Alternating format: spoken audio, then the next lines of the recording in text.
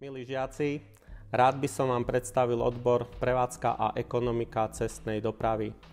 Tento študijný odbor je štvororočný, určený tak pre dievčatá ako aj chlapcov a je ukončený maturitnou skúškou.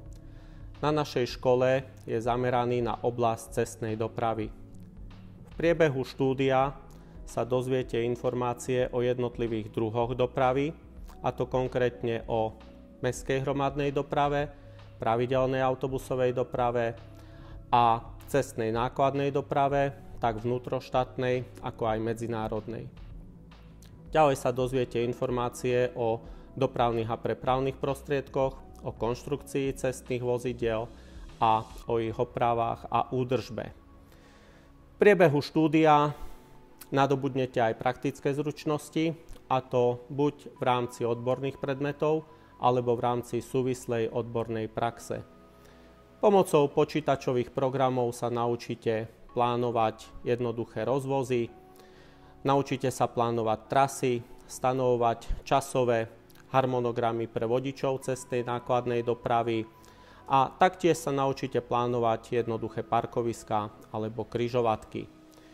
V priebehu štúdia sa môžete zúčastniť aj zahraničnej praxe v rámci projektu Erasmus+.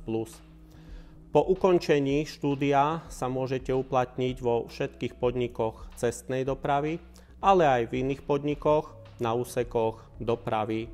Môžete pracovať ako dispečeri, špeditéri, môžete pracovať ako vedúci týchto úsekov, alebo sa môžete uplatniť aj v servisoch cestných vozidiel ako prijímací technici. V prípade záujmu môžete pokračovať ďalej v štúdiu na vysokých školách, a to buď technického alebo ekonomického zamerania.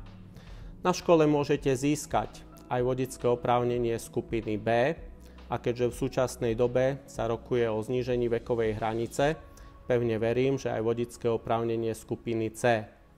Po skončení štúdia budete takto pripravení na výkon povolania vodiča cestnej nákladnej dopravy. Milí žiaci, ja vám želám veľa šťastia pri vašom rozhodovaní sa o budúcej strednej škole. Želám vám, aby sa naplnili vaše predstavy a sny o vašom budúcom povolaní.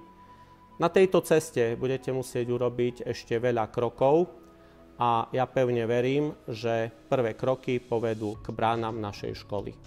Ďakujem.